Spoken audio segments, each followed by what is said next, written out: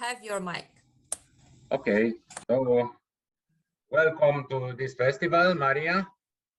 And first, I want to ask you about the word Camaquen.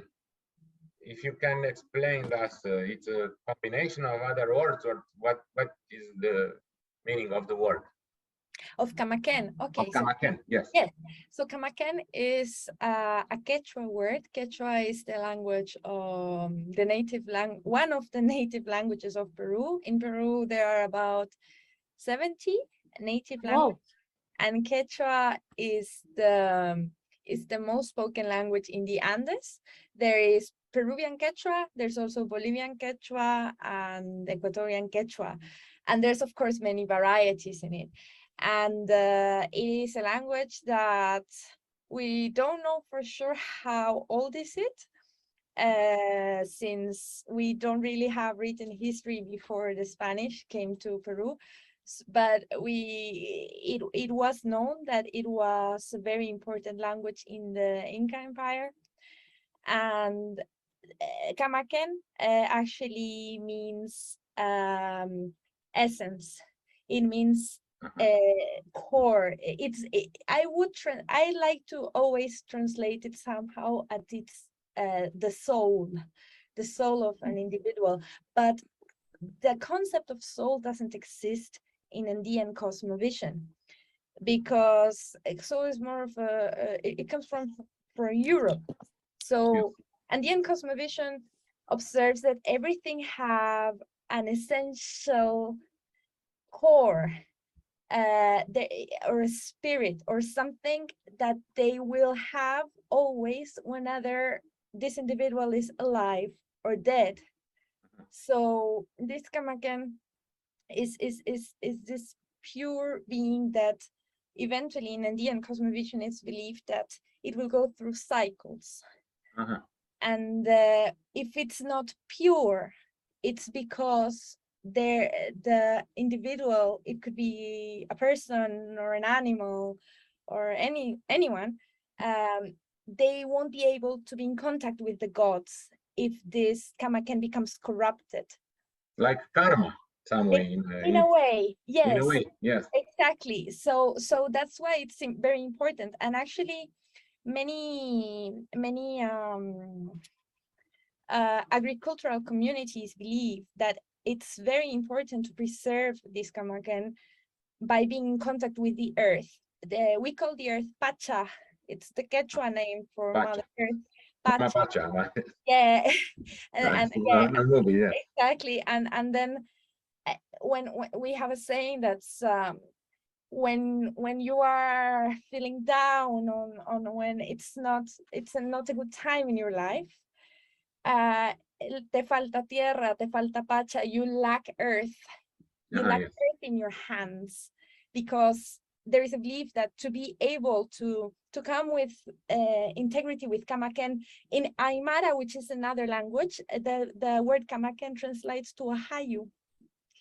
So this concept that you need to recover and to heal this core, being in mutual contact with the earth and paying the earth through sacrifice, through hard work, through a change in mindset.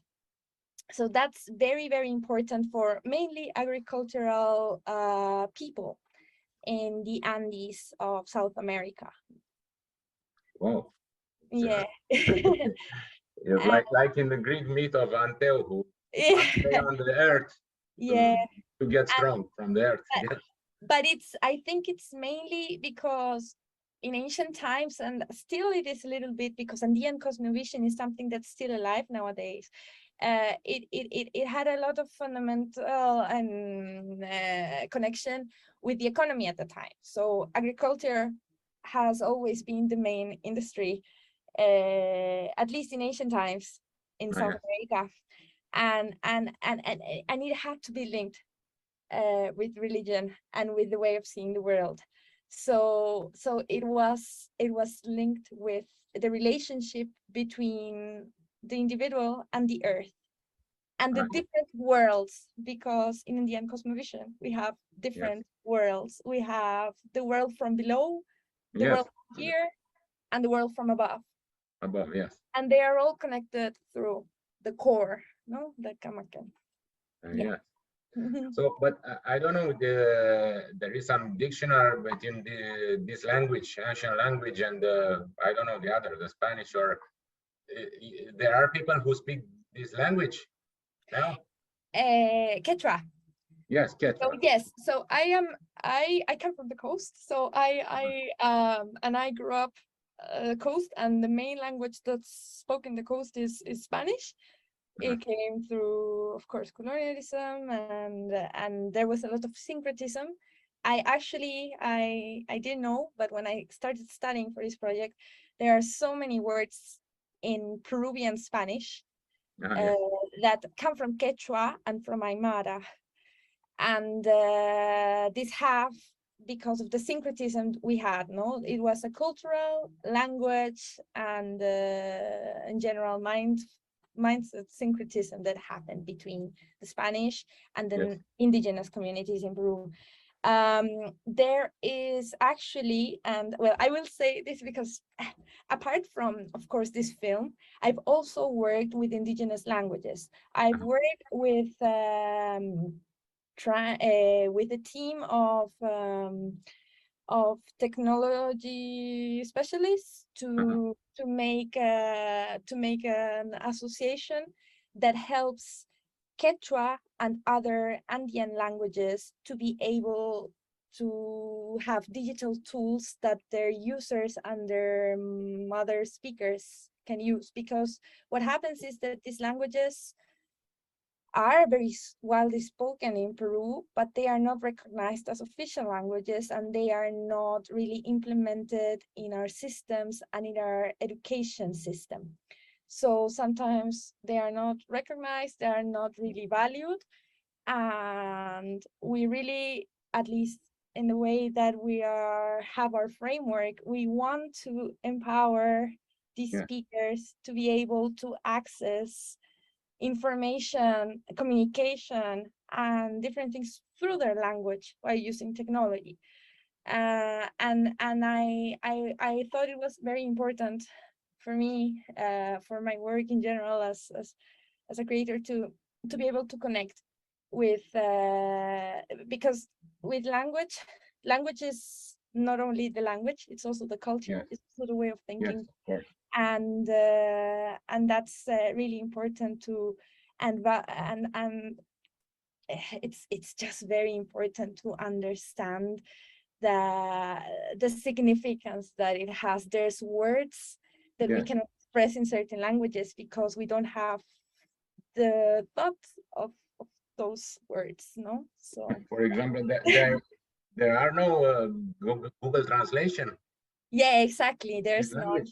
No?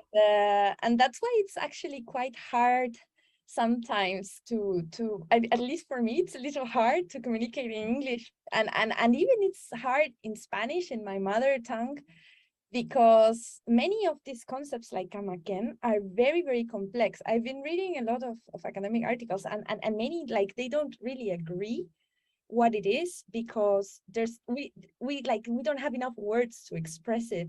So that's why we also go to certain other languages to try to express it, no?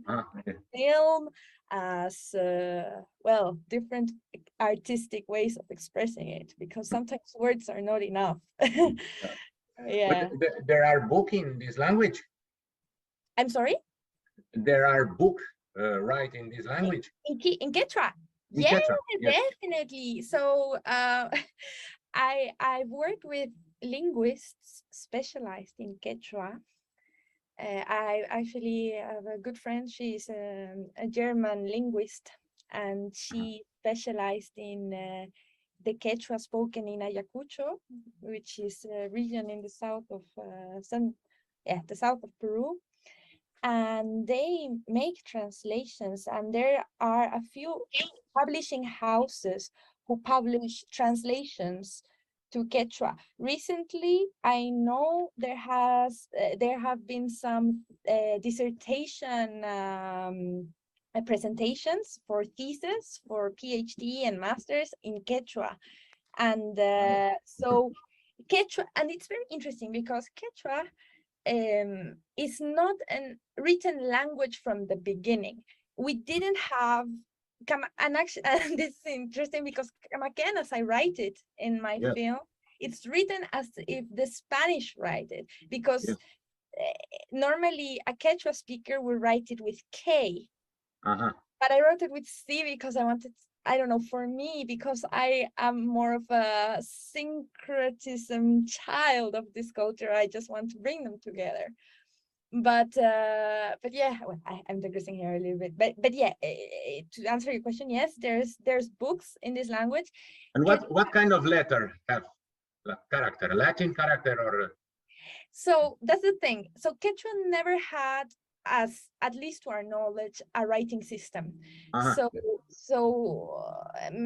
There's theories that the Incas at least used the Quipu system as a counting method, and possibly as also like writing method, but it's just theories. There is no proven facts yet on that. So when Quechua was written down, which was mainly used when the Spanish aimed to bring Catholicism to the indigenous people of Peru, they wrote down in Quechua and they used the Latin language. Like they based it on Spanish, they wrote it as it sounded. So the phonetically, yes. Yeah, phonetically. So the contemporary Quechua is written according to what the Spanish, it's very much based on Spanish, and even Quechua borrows a lot of words from Spanish that didn't exist.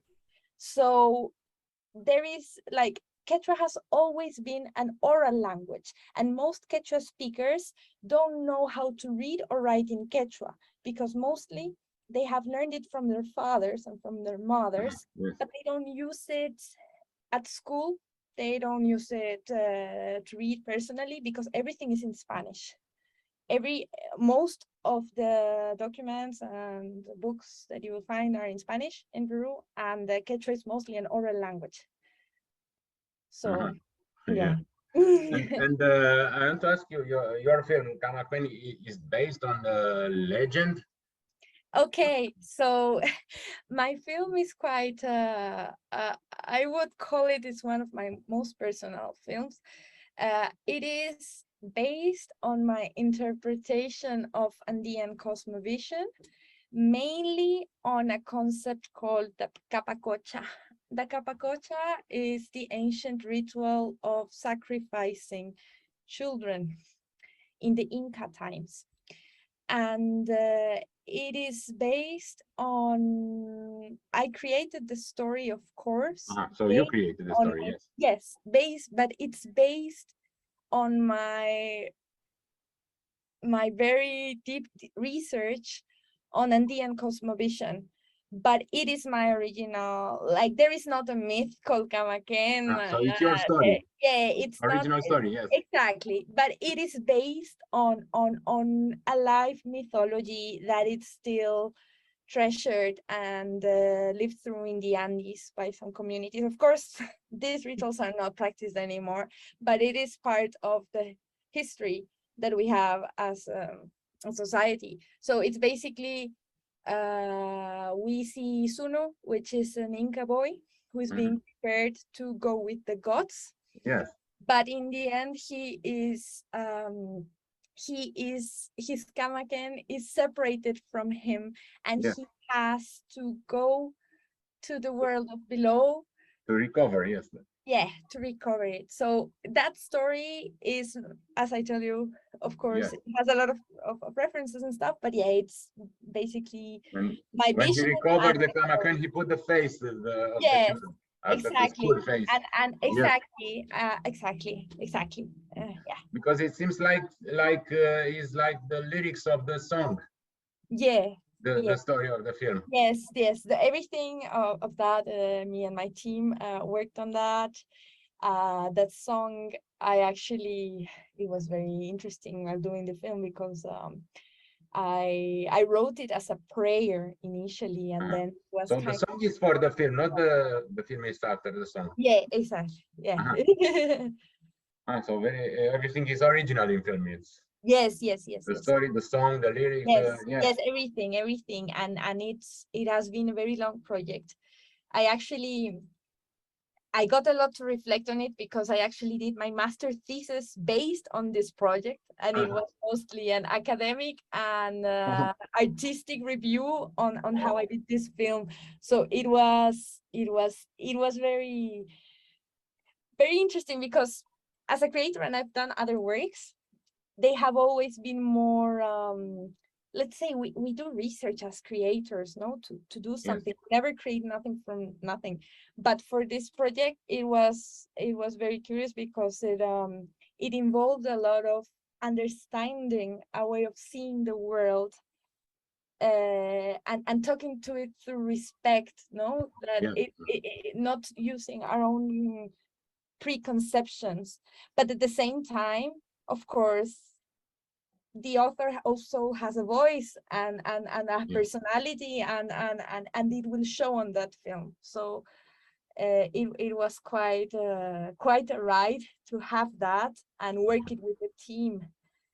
So yeah, and yes, and it was I saw I think it's the technique is drawing animated, the classic cartoon. No? Yeah, so we animated it frame by frame. Frame by frame, yes. Digital. We worked. It was mainly on 4s and 8s, if I much not remember, and it was mainly based on my own particular style. Many colleagues say I have a very own style. It's not that related to anything particular, but it is like my signature style that as an art director, because that's my main technical title. But then I trained a team back in Peru to be able to work with that style. It is mostly animated. It's animated in TV Paint, I think, frame by TV frame. Paint, I supposed to be TV Paint. And then we colored it in Animate, and of course some things were in Photoshop too, because we did some paper animation. There is a scene that our lead animator worked on it on paper. I asked him to do it traditionally animated. And scan after that, and scan everything, and we put in TV Paint, yes, or no, I painted it manually. That scene, it was in Photoshop, and then of course we put everything in After Effects and just compose the whole film. Yeah. Because I saw there is some kind of two stylistical part. Yes. There is a moment where there is no color, it's only the contour, the line, and the animation that is traditionally animated. Fluid. Yeah, and I mean, it was traditionally animated on white paper with pencil, and then I put it. We digitalized it and we put it in negative, so it would be all black and white line and some with no color, raw fill. Yeah, very very little color. Yes. And the movement was a little more smooth. Yes, because it has more, because it's the only part that has more frames. More frames, yes. Yes. So, it has, yeah. What is the dramaturgical motivation of that switch between two styles? So basically that scene is inspired. It wants to be very different to the whole film because it wants to express the interior. It's the realization point that the character really immerses inside and connects with the earth. So it had to have a different timing, a different look and feel, even sound wise, and I kind of wanted to represent the eternity and the moment at the same time, because in Indian cosmovision everything is circular, time, space, everything. So in a way this comes together as a moment, but as everything.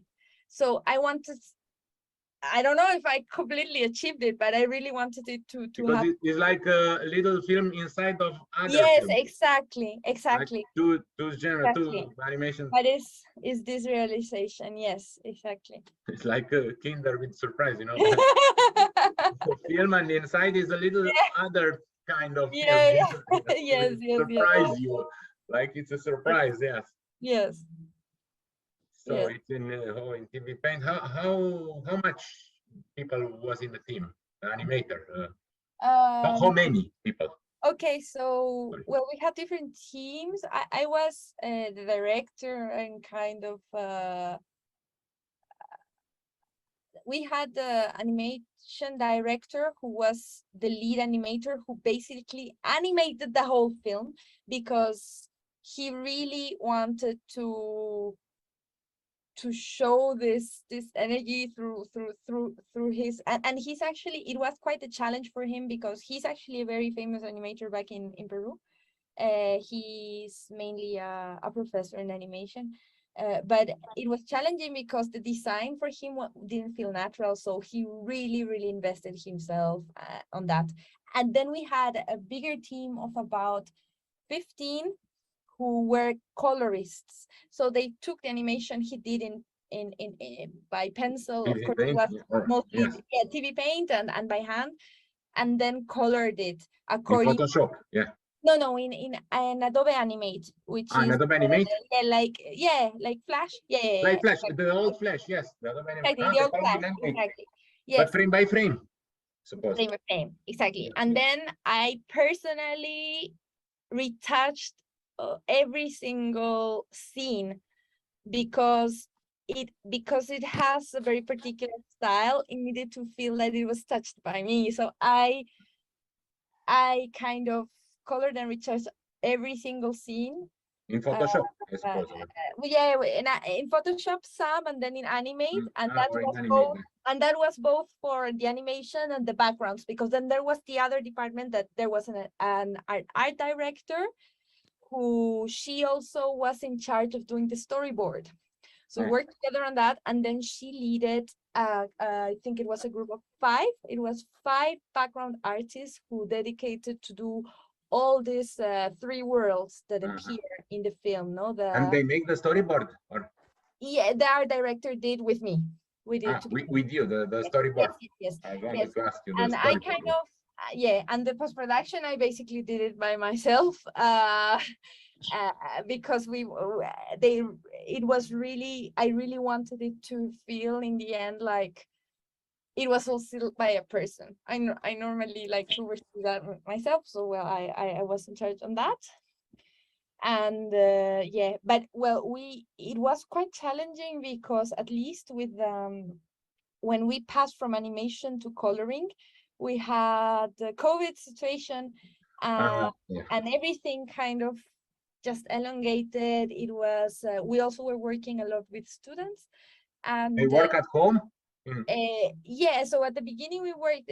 We made an alliance with the technical school that we could use their installations, but then eventually many had to work at home, and I had to move from Peru to Scotland and to Europe. So it was very complicated managing time schedules and time differences. Yes. So, but yeah, we basically worked in 2 different continents, half of the film. Yeah. In the pandemic. Yeah. But you said when you're processing in Animate, they use some kind of interpolation or not? No, everything is frame by frame. So not motion, not no, there might be, camera movements, camera movement. some pans, like there's a horizontal pan. But There's I suppose that is in After Effects. yeah. But Yes. we didn't use interpolations. No, everything is frame by frame. It looks choppy because I chose it because it's my personal style, and also because it would have been much more work, and we didn't have the time and the budget to be able to do it more fully animated. Choppy, I but just, not the sequence with the contour. Yes, it's not yeah, choppy. It's fluid. Yes. yeah, well, but in a way, some people say, but it could be more fluid. No, I wanted 4/4 and 8, and let's keep with that because it is a little it So will you make work on 2 frame, no? But yeah. two and the second, yes, and the sequence is in one, yes. But yeah, and okay. And the music, Yeah, so the music, it was really interesting because for me it was very, very, very important. And actually, well, as every animation film, the music and the sound effects, it's always half of the film, and sometimes it's not seen until the very, very end of the program. But I always was in conversations with Andres. Andres is a musician. We have worked together before. He really was into this world and really wanted to add another line of narration to the film, to give every character a theme, to give every moment and place a theme. So we really worked together on that one, and it was very important for him to understand this Andean cosmovision. Where did it come from?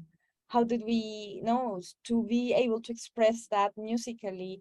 And not only musically, because also we have, silences, we have, and that is all like entering into this tale.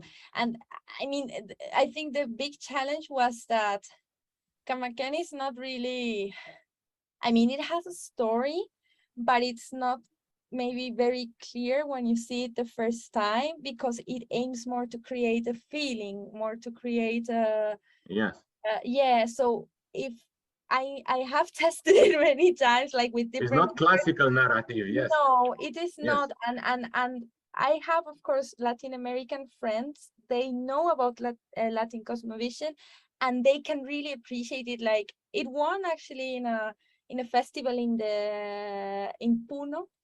I was very glad with that, because that meant it was really very well taken by the people who live under this Andean cosmovision. So it was really, really, really great to see that the people who really know about it considered this as something that was giving a good message and that worked well. But of course, people who have never heard about it had more trouble understanding it. But for me, what was important is to see, what does people feel. I actually had friends from Egypt and from Pakistan who saw it, and they told me, wow, like, of course we are not familiar with Indian cosmovision, but we have similar things in our own countries, that because in the end this is a story about identity. It can be whatever you call it, but it's universal. Yes. And it's a universal thing. So we can have different names for it, we can have different concepts about it, but in the end it is a struggle that we have. And then we just go to this, we have this abstract feelings that we of course put names, put shapes, put masks, no? And, because and actually it's very interesting, because the mask symbol is a symbol that it has its own interpretation everywhere, but in the end it's of assuming like something that we want to be, that's something we want to become, whether it's for our own gain or for our community's gain, no?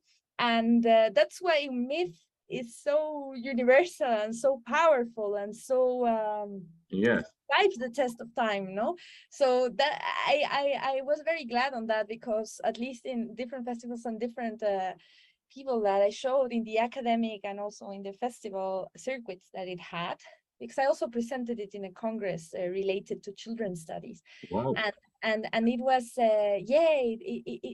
it caused a lot of curiosity on more of pursuing universal stories in non-conventional ways. So yeah, that was really, really, really nice. And the voiceover is like not speak, like sing. She sings somehow. Yes. And you referred the before or after the animation?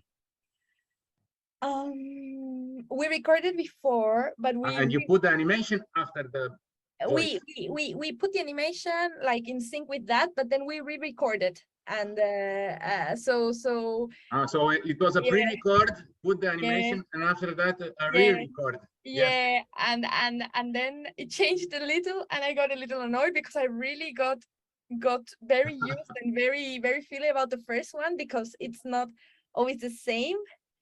But yeah, we did re-record because technically it wasn't well recorded before.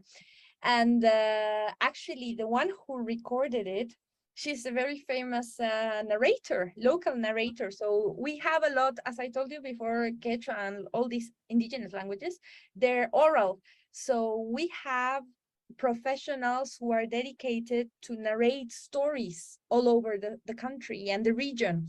So Claudia, who is the narrator of Camaquen, she is an experienced narrator, and she narrates oral stories to communities. So I worked together with her, and she actually like helped me through how to narrate it, how to go through it. And I really wanted to evoke this ancestral voice that comes a little bit, brings forward the voice of the Pacha, of Mother Earth. Yes. So it's a little bit, Pachamama. So it just comes a little bit from there.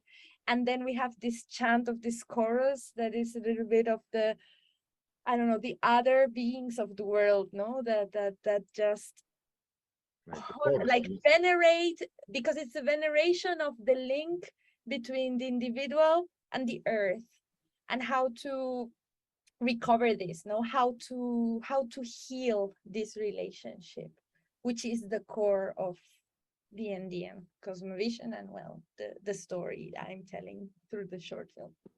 Yeah, because it's like she has a relation with the music. Yes. Maybe she listened the music when she spoke to microphone. Yeah. Well, she listened to it later, and then when we recorded the singings, I never imagined we were going to sing before. That's something that came after, that was a suggestion of the musician. And then, well, I recorded myself singing, so I'm singing there too. So it's the musician, me, and the narrator that sing together. Yeah, and it was very insane because we recorded all this remotely because we were in different parts, and because of pandemic. It was all during the pandemic. Yes. Yeah, like a puzzle and assembling together. yeah, exactly. Yeah, it was a very nice talking.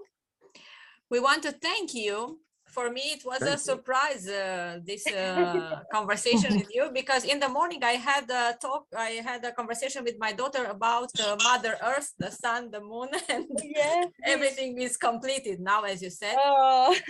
Yes. Thank you very much, Bogdan. Thank you very much, Maria Jose Carmen. Thank you, Maria. Yes. I have a question. I have a question. Irina has a question for you. I have a question. Do you intend to have a feature film and to get an Oscar? Yes, like Encanto. I wish you that. Thank you. You're so kind. Well, no, I'm not joking.